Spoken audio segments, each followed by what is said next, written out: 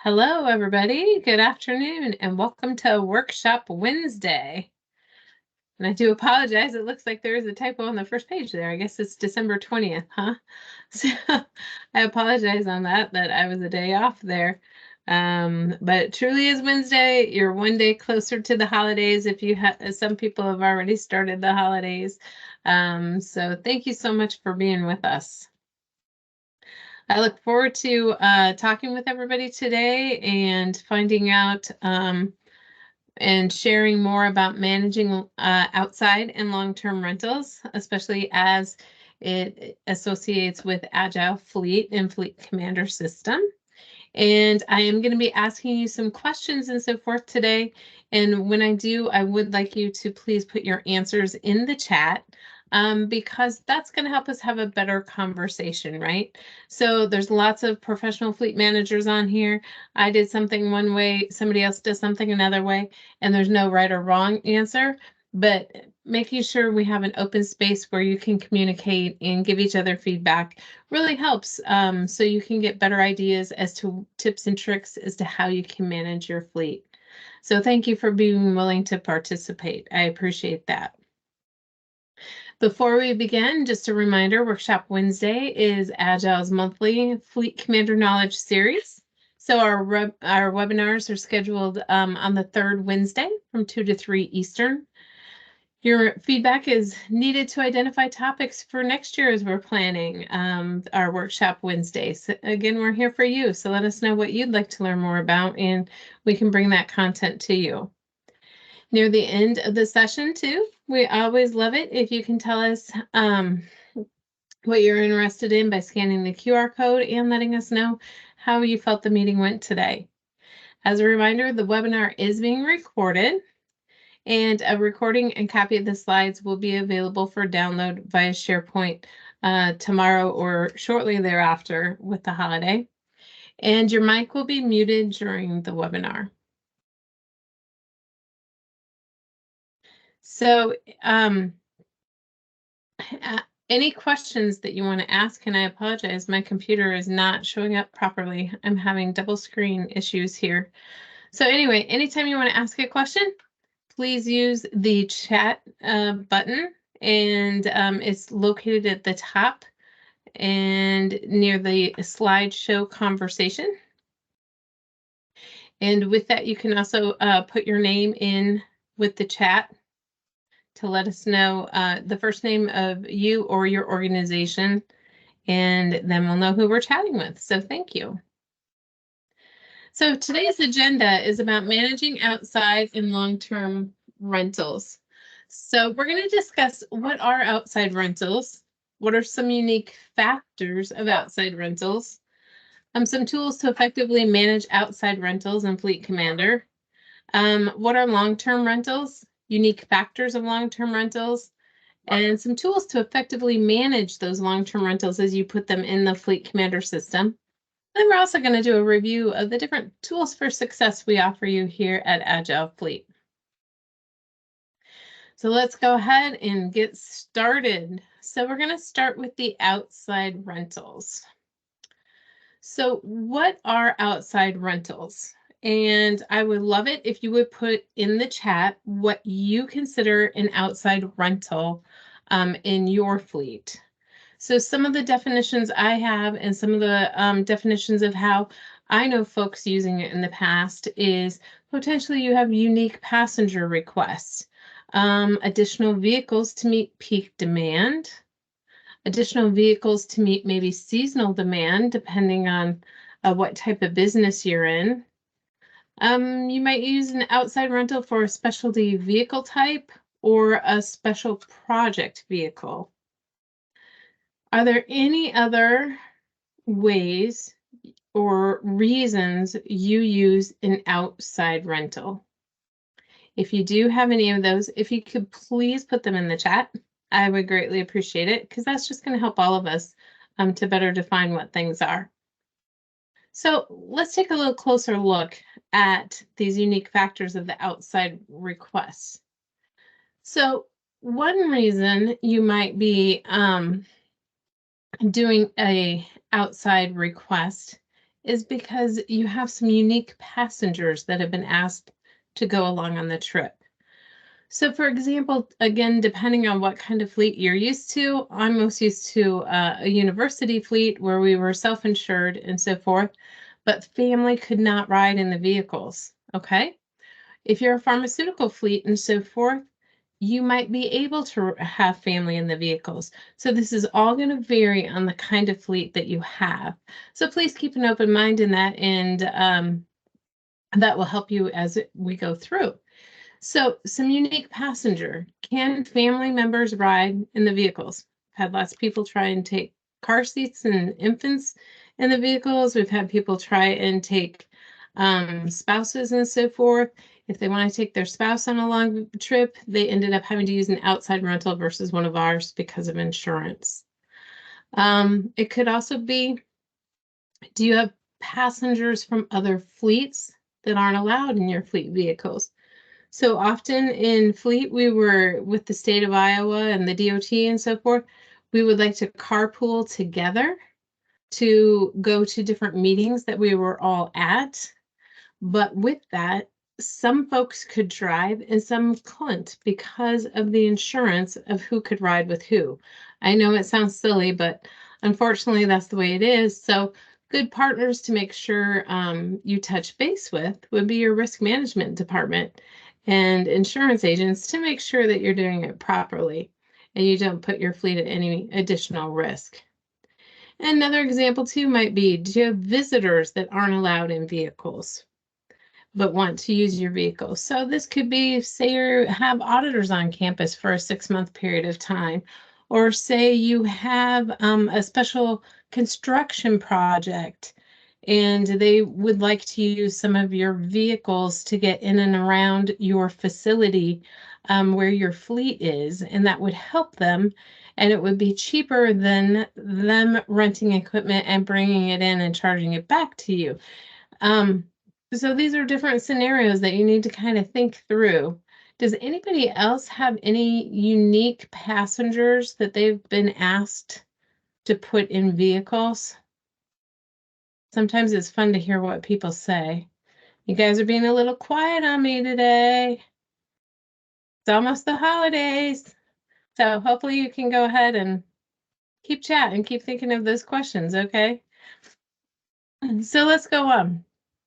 So peak and seasonal demands. This is really what it's all about, right? This is what car sharing is about, vehicle sharing. This is about the most bang for your buck as to how you can save money in fleet, is being able to pool vehicles and then outsource the peak and seasonal demands.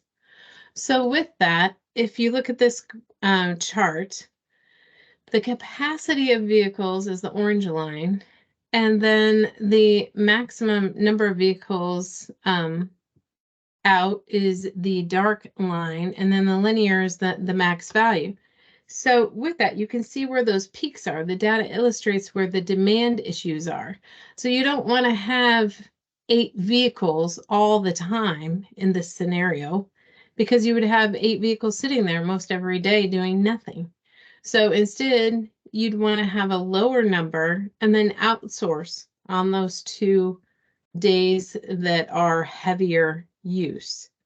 And as we go throughout the program today too, the source will tell you where we're getting different information, okay? So if you wanted to run this report in Agile, you would go to Reports, Statistics, and Vehicle Demand.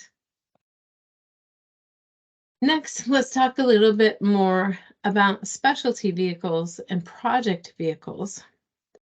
So does your fleet have a specialty vehicle that they need a certain vehicle, for example, a box truck moving offices for just a short period of time? So maybe you're not hiring an outside company to move your office, but instead you as employees are moving the office yourselves. You might need a box truck. Well, your fleet at a pharmaceutical company per se probably doesn't have a box truck. They have sedans. So this would be where you would do a short-term rental from the outside. And then fleet may also have a project in which you need contractors to be able to drive a vehicle, kind of like we discussed before. If there's a certain project on campus that's being worked on, we had a lot of things during COVID. We had a research park, so there were a lot of people that were brought in and so forth to help do testing and so forth on COVID, but they weren't actual employees of the company. So how could we allow them to drive? So these are some of those things that you might end up going to an outside rental because then you have an extra insurance policy on that. So let's switch here to tools to effectively manage um, our outside rentals in FleetCommander. So vehicle naming. One thing I can say here is please just keep it simple and don't make it specific to a certain vehicle. So what I'm saying there, keep it generic. You can name it for a project if you need to. But when you're adding vehicles or usage types, it's best to just put like overflow 1, overflow 2, and maybe you never have more than 10 per se overflows at a certain time. Then don't create any more than that. Do not add a new vehicle every time you have an outside rental. Don't put that information in as a new vehicle. Make sure you do the reservation as normal is the best practice, just like a daily reservation, and then assign an overflow vehicle if you need. But with that, you can still do clear billing and so forth. But you don't want to add a new vehicle each time because that is going to take up your licenses, right? So overflow 1 can be used 10 times a week if you want. It can be used 20 times a week, depending on how many overflows you have and how many reservations, but you can reuse those just like you reuse a vehicle. And so it's good for reporting purposes to keep it simple and not add the fact that the outside rental was a 2018 Cadillac Escalade. You can add that in the comments section of your reservation. Now, some people prefer to do a usage type versus a vehicle. So that's okay because we'll still get to the same goal, right? But if you do a usage type, just really consider how the vehicle is being used. And it's not necessary if you prefer to have outside vehicles instead of outside rental costs, right? So you can do a usage type of outside rental, but most people find it effective to do like a daily rental. And if you run out of vehicles, then you can assign it an outside rental. So managing these reservations on the user side, the reservation form can capture the same information as a daily rental. So you're going to get all that same information, you know, if you're collecting where they're going, what the business purpose is, what the account number is, and so forth. If you're collecting that data, whatever you're collecting for a regular daily reservation or reservation of any sort on your site, you'll also collect that same data. On the admin side, the reservation form, though, can capture additional information specific to the outside rental agency. So you can put additional information in there as far as if you want to know what vehicle it happened to be that enterprise or that outside agency brought you. So you can have more specific information if you choose. So next, this looks like a really confusing screen, but we're going to break it down, okay? It's not that bad. So what this is telling us is, many of you are familiar with this. This is how you get your billing rates into FleetCommander. So a lot of you might be changing rates at the first of the year here. A lot of you change rates July 1st, depending on your business model. But if you do change rates, you're going to go into configure and billing rates. And what you're going to find is if you want a rate specific to the outside rental, then you can go ahead and create an outside rental category.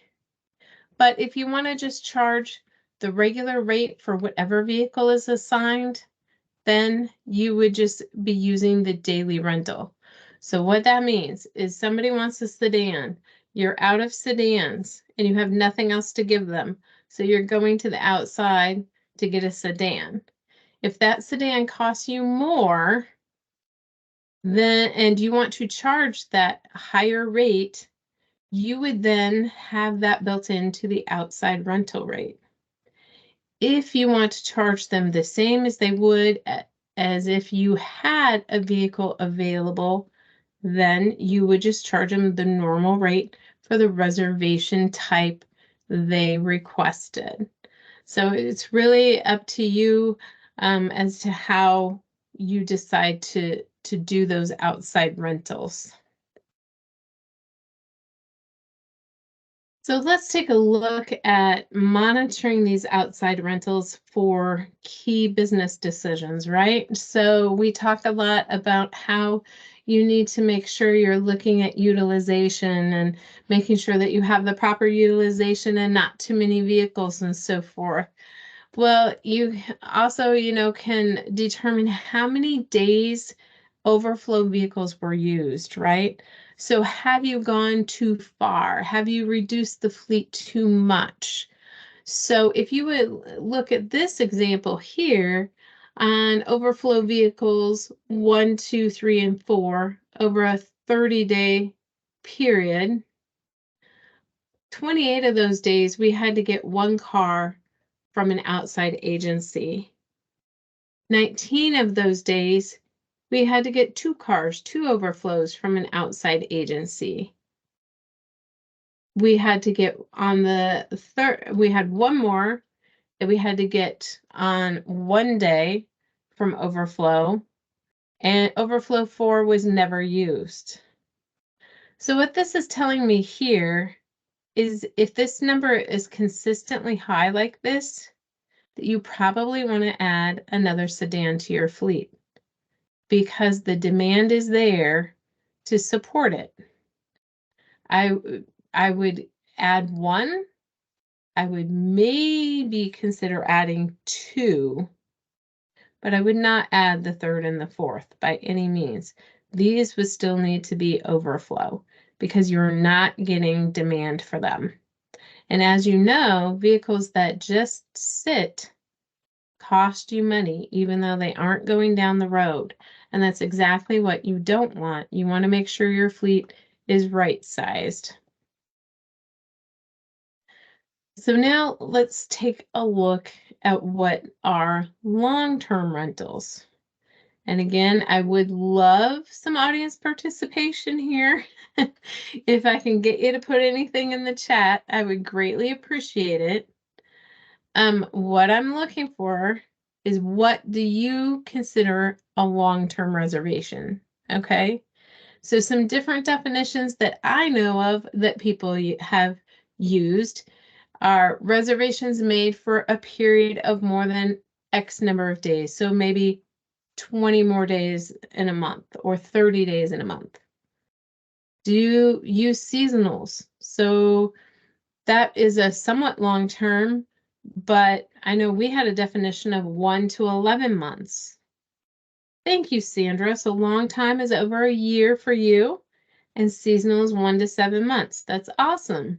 Some of the rest of you can feed into that. I'd appreciate it because it's really interesting to see which each of you does.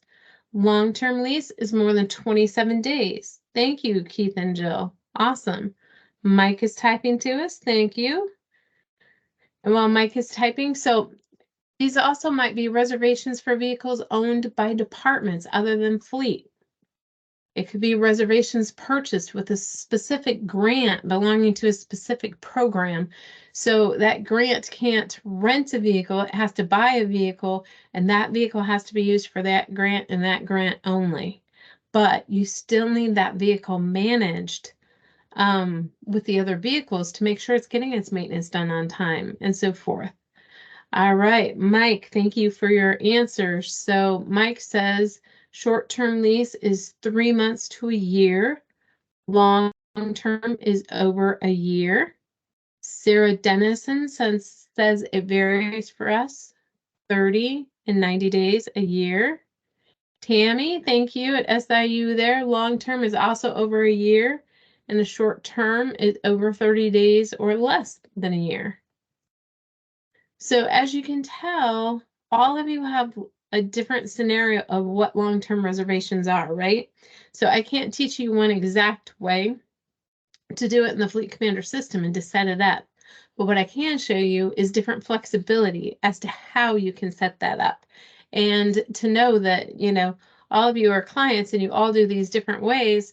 You know, if you're worried about changing how you bill and you're like, I don't know if the system can handle it, it can, right? Because there's many different methods that many people are using in the system. So thank you so much for participating and telling us what your fleet does. That's awesome.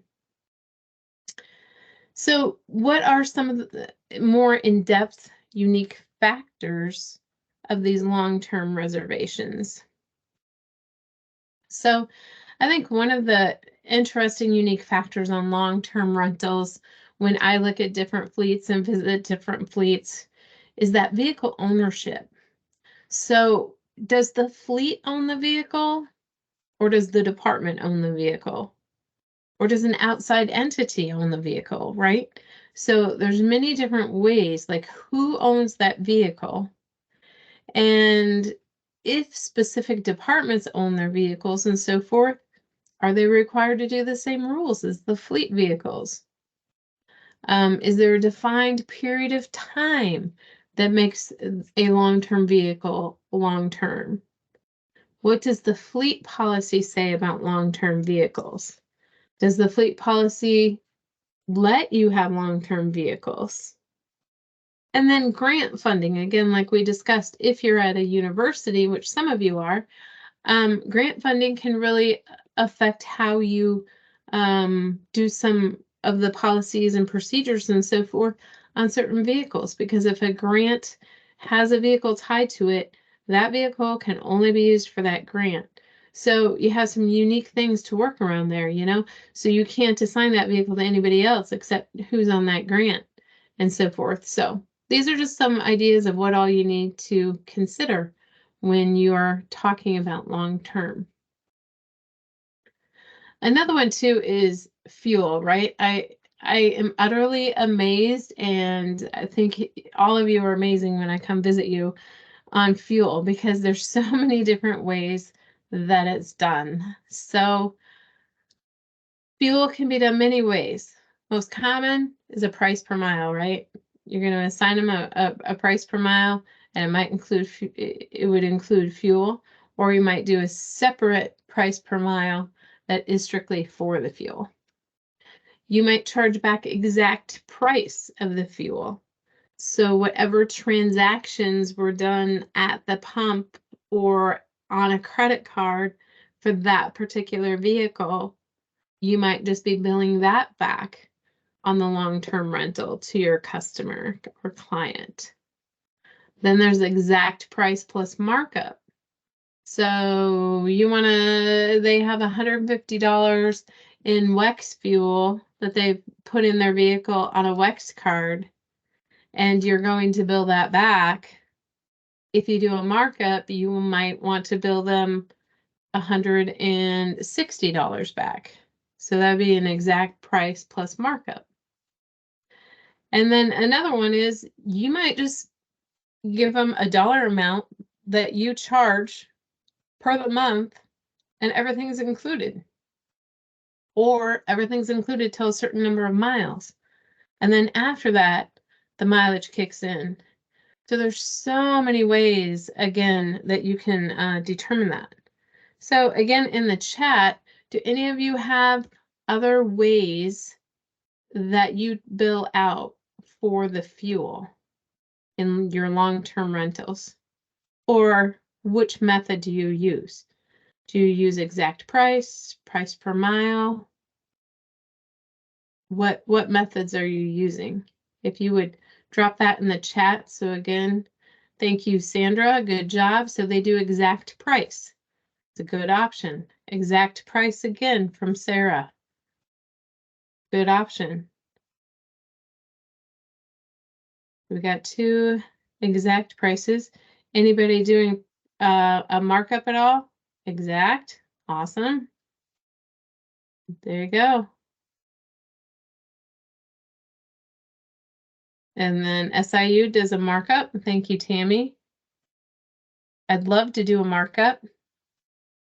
Well, we can help set you up, and Tammy might be able to tell you how she does it, right? Mike Wilson, he's an excellent resource as well. He's been in the business for a long time, and he does a markup as well. All right, Alexander Bracy, exact. Awesome. So thank you. So yes, Bryce, if you need help or want to know how some of those other people do it, let us know, and we can help connect you with that. Fixed and exact. Awesome. Don't worry, typing doesn't count. So good job, Keith and Jill there. Thank you so much. All right. So it's kind of all over the board there. So great job. It's good to know. So this is going to be a fun one. Now let's go on to maintenance. So this one I'm really intrigued with how you bill back. Okay. So with maintenance, there's a lot of stuff that you can do as well, right? So tracking of maintenance in long-term vehicles, in long-term rentals. Who is responsible for that maintenance? So if you have a vehicle permanently assigned or owned by another department, but yet you're the fleet department, are you responsible for that vehicle that the department owns and making sure that they get all the service work done? Or are they responsible? And if they are, how do they know the rules? Is risk management responsible for telling them the rules? Are you responsible for telling them the rules at Fleet? So those are some really good points too. I know we have some customers that they're trying to get it so the vehicles are only in Fleet. And that way you have better safety records. You can manage the costs better. You have policies that are the same. So it really does help having it all under one roof.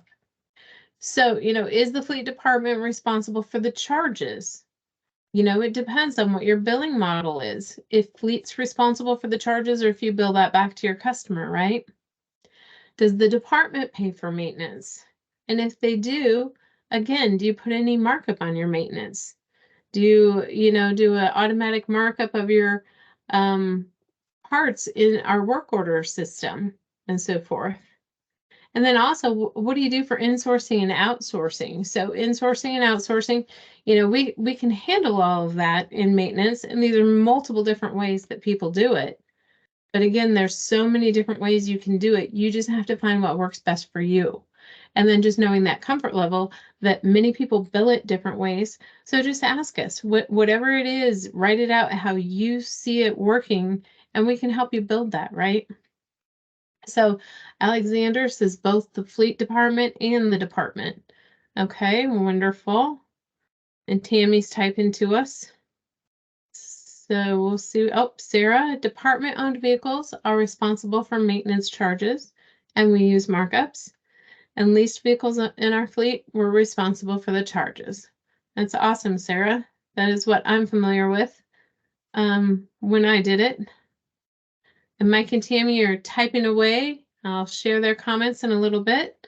So Tammy says SIU travel service is responsible, and it becomes part of the annual audit. Yep. There you go. Audit's important, right?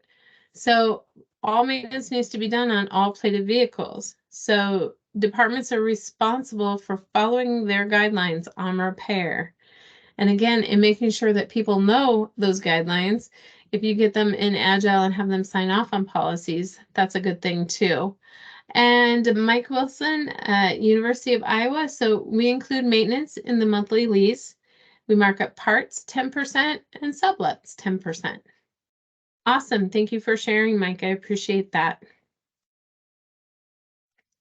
All right. So the last unique factor that we're really going to talk about here on long terms, kind of goes with the fuel and with the maintenance. So it kind of goes along with what we've been discussing.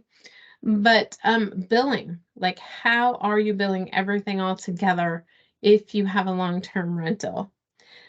So some folks just do a monthly set amount, right? Some folks do a monthly set amount plus a mileage amount. So that's what I did. So my set amount was my fixed cost, so my depreciation, admin, and insurance, and my per mile cost was fuel and maintenance. So it was my indirect costs.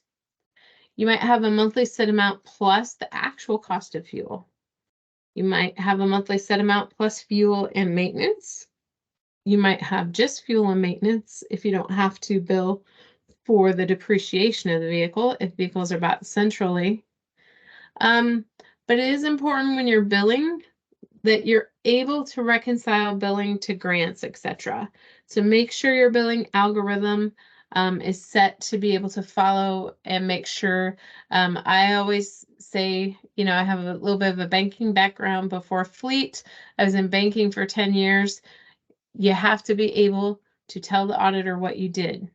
So make sure you can back up all your records and so forth and know what you did.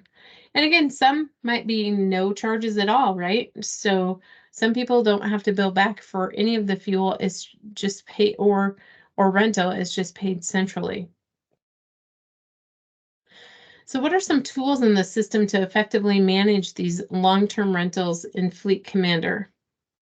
So for the long-term rentals, you can use the usage type of long-term lease. So that's probably one of the most common. So you make sure the usage type is defined and active in your settings and configurations, and you can use it. But again, you don't have to. There's other ways you can do it as well, depending on how you want to set up your billing. One thing that's absolutely critical in long-term rentals is maintaining the responsible user, okay? And I know sometimes this can get hard, especially when people change positions and so forth, but it's really important that you are able to contact the owner and responsible department of that vehicle, so you have your contact. So this is used so you can allow the driver to report usage in odometers. You're going to use it to keep the department up to date. You're going to use this. This is what feeds into work orders to send the automatic emails as to your vehicle's coming due for service. We need you to please contact us to make an appointment for service at your next available convenience. So those are going to feed from this contact information under your vehicle profile. So make sure that you are using these properly. And it does talk to you. So owner is like the user who owns, controls, or manages that vehicle. So usually a person. And responsible, is it the department or is it another person? So you can decide how you want to use those fields. But again, it's important to set those up. So communication in the system. So drivers of long-term lease vehicles are often not seen at the fleet office necessarily as frequently, depending on where they're located, because they might be located, all across the state. So therefore, communication is more important than ever with your drivers. So what's the best way to communicate with your drivers? So obviously, and the top one there, we don't want to just do a shout out to our clients, right? So the megaphone isn't the answer. We aren't going to say, you knew service was due, get in here. It's not the best way to do it. The phone is still a good option, but lots of people prefer to communicate by email. Those emails just pop up on their smartwatch or on their phone or their iPad or their computer. So it's a pretty good way to still communicate. So in FleetCommander, there's many ways to easily communicate with your clients, both easily and efficiently. So the great thing too is FleetCommander also keeps track of all the emails that have been sent. So it has a nice audit log. And it lets you take a closer look at the communication tools in the system so we can help you streamline your fleet and increase your efficiencies. So the first one, and again, you can see on the bottom here where you can find this tool, okay, in your system. It's on the bottom there. So the first email that I want to talk about is requesting mileage email. So this allows staff to email drivers to request updated mileage, either prior to billing or for maintenance purposes. So if you have somebody that needs to give you mileage, but for some reason you don't keep track of fuel transactions with mileages and so forth, this is a way to get mileage from your users on a monthly basis when you send it out to them. So they can easily just go into the response that there's a link when you send this email out. There's a link on the email that comes to them. They click it and they can easily go in and put what their mileage is. So this is a quick way to get you to all of your drivers in a certain type that need to send you mileages. If you send that email, they can click a link to report that mileage back, but they also can just go into My Vehicles, which is on their side. And under My Vehicles, it has what vehicles are assigned to them. And this just also, allows the driver to be proactive in turning their odometer readings and expenses in versus reactive from getting that email, right? So with this, it tells you what vehicle they're reporting on, start date, time, and what the mileage is. And any description they need to tell you, they can also post what their personal miles were versus business miles in case you need that for any of the tax purposes. So it's really easy to send. The user email tool is a tool that's used to get information to all your clients in an instant. It's just a couple clicks. So it can be any message, but some examples are maybe there's road closure information around your facility for a water main break or something. Maybe the fuel pumps are down, so you need them to temporarily fuel somewhere else. Maybe there's a change in a process or a staffing change. So in using this particular user email tool, you can choose by user status, such as pending, enabled, disabled, deleted, etc., or by access group, as well as sites, permissions, and user types. So it's completely customizable and you can choose your audience in an instant. And you just write your subject line and what it is that you want to say in your email. It will generate the list and it will send it. So Keith and Jill say we utilize both email and then phone as follow-up. Awesome. Thank you. I'm glad to know people are using it because I found it extremely helpful to use these tools, but some people aren't aware that they're out there. So the driver requester email tool is also a great tool to use to get information to all your drivers and requesters in an instant. So it too can be any message, but some examples could be maybe you have a change in hours due to a holiday closure, like what we have right now, potentially. A change in process that you need to reach clients quickly because something has happened. Maybe their fuel cards have been renewed and they need to stop and pick up new fuel cards. So stuff like that, you can easily go in here and send an email right away. Last but not least on the email tools is the maintenance notification email. So you can get to this email in a couple different places. You can get to it from your dashboard, your maintenance dashboard, or you can also get to it under the tools on your regular main dashboard. But this is an easy and efficient way as well to reach clients for service. So this is where it's important because if you're sending an email for service, you want to make sure that you have the responsible user or owner and so forth to be able to send them the proper email. So those names and departments where I showed you before, under the asset, that is going to be pulling in this maintenance notification tool when you pull it up by vehicle. All right, thank you. Tammy, I do know I've seen you typing, but I don't know if you're not pressing enter, but nothing has come through. that I'm finding. So just to let you know, I've seen you type in multiple times, my dear. All right. So let's move on to capturing usage and odometers. So again, finding those odometers for billing is critical, especially if you're billing per mile and so forth. And it's really important that you have that information. So with that, FleetCommander captures mileages in many different places and uses them for the different billing algorithms and so forth. So they can come from work orders, they can come from fuel records. Odometers can come from motor pool dispatches in and dispatches out. They can come from GPS and telematics information. They can come with interfaces from other systems.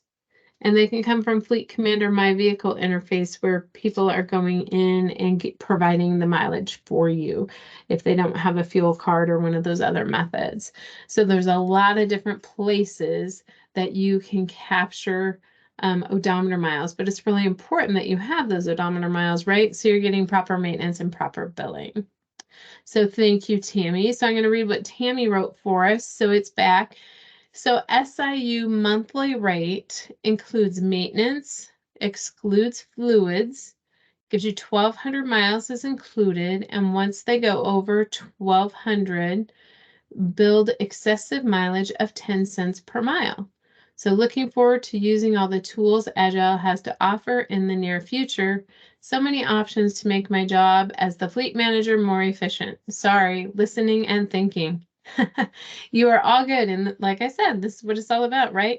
All of us communicating together so you can see how other clients use the system. I think it's good to have time like this where you can learn ideas off of each other, and you'll hear or see what others are doing, and then that might prompt you to ask more questions to me too, because as you know, I'm here to ask questions too, and our team as well. So just to recap today, we went over a lot of stuff, and thank you for being interactive. I appreciate your help in learning more about your fleets as well as the others. But to recap, we learned, what outside rentals are. What are some of those unique factors of outside rentals? What tools you can use to effectively manage long-term rentals in FleetCommander. We also learned what are long-term rentals, their unique factors, and then tools to effectively manage long-term rentals in FleetCommander. And then in addition, I just want to remind you again of all the tools for your fleet toolbox that Agile provides on a monthly and ongoing basis. So you can expand your knowledge with Workshop Wednesday. If you've ever missed any of the workshops, you can go back to the workshops on our YouTube channel. So you can see all the different ones that we've done before, and you too can help guide what we do in the future by telling us a topic that you would like to see on Workshop Wednesday. Especially, like I said, while we're planning out the new year, we want to make sure that we're providing good information for all of you, so it helps you learn and expand and grow your business in 2024. One of these things too, this is just a reminder of what it is that FleetCommander is most famous for, right? Right sizing. So in talking about outsourcing those peaks and making sure that you have good utilization for the rest of the time, it helps you to reduce your cost, because for any one extra vehicle that you have in your fleet, that is a saving or an expense of $20,000 at a minimum capital expense, and an operating expense of $3,500 every year. So it's really important that you use the tools we're training today and the tools that we have on our website and YouTube channel to help you right size that fleet and get you going. And we are here to help you with that. Now, the reminder, we had our user conference in 2024 or in 2023 at University of Tennessee, Knoxville. and we are excited for our Command 2024.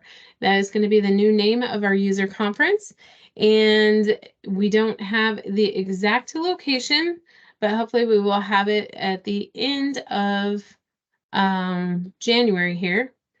But it's looking like Phoenix or New York. So it'll be interesting to see where that lands. But if you are ever interested also in hosting an annual conference, just let us know. We do the majority of the work. What we want to do is have you potentially give us a tour of your fleet and how you do things. Next, don't forget about our other resources that we have online at agilefleet.com.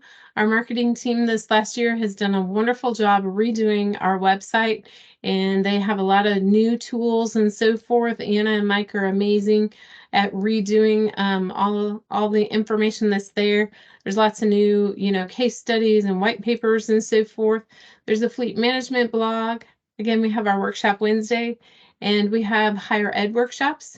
And our next workshop that will be in the higher ed series, probably, even though it's for everybody, is the 100 Best Fleets. So for those of you that don't know, you can apply for the 100 Best Fleets in America award, and that is through NAFA Fleet Association. And we are going to be doing a webinar on that to help you fill out the application for the 100 Best Fleets, and where you can find the different reports and data inside the FleetCommander system to make the application process go well. And with that, I do encourage you to fill it out, because even if you don't get in the top 100 fleets, you can then talk to the judges, and the judges will help you. They will give you tips and tricks that they see to help make your fleet more efficient and your job easier. So I encourage you to give it a try. Sharing your accomplishments, as we close out the year here, so many of you are doing so many amazing things. And, you deserve to be heard. Your story deserves to be told, right? So please let us know what we can do to help you put together a case study. I had a client reach out the other day, needing to prove, and many of us in fleet have had to go down this path, but needing to prove why it's important to have a fleet versus personal mileage reimbursement and so forth. There's so many things like that your dedicated Agile Fleet team is here to help, and we can help you accomplish telling your story, documenting your successes and so forth, and put together, a great piece of truth that you can give to your higher ups so they know how well you are doing and how fortunate they are to have a wonderful fleet department in their organization. Getting help from your Agile Fleet team. So there's always technical support. Technical support is 7 a.m. to 7 p.m. Monday through Friday, Eastern time. And you can email them as well at support@agilefleet.com. What is so important and great about this system is they normally have everything resolved within a half hour is the average. They have a whole team there on the phone and watching that email to help you, and they log every call. So if there is something that seems to be coming in frequently from customers after a new release, maybe we missed a bug. Maybe there's a bug in the new release or something. So it's just really important that you do that. And then also ideas for expansion, right? So if one customer has an idea for what would be a great thing to add to FleetCommander to make it better, if 50 customers are asking for it, that's telling us we need to move that up the list, right? Versus one. So it logs everything, it keeps everything in perspective, so we know how we can better serve our clients, because we are here for you and we're appreciative that you're part of the Agile family. Then client success. So you can reach Joe or I at client success, so cs@agilefleet.com. Or a lot of you have my personal email, which is fine.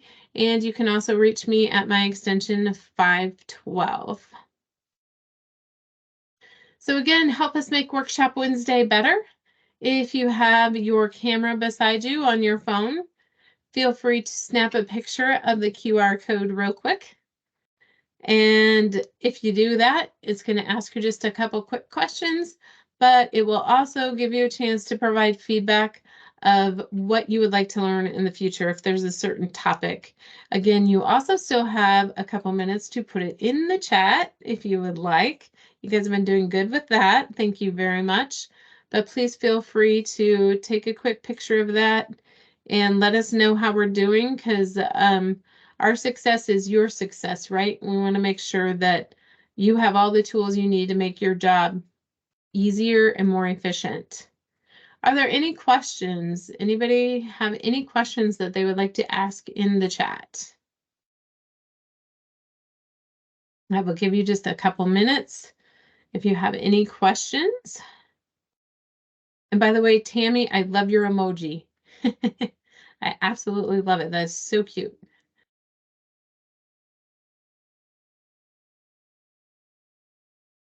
And I appreciate all of you taking time to be with us today.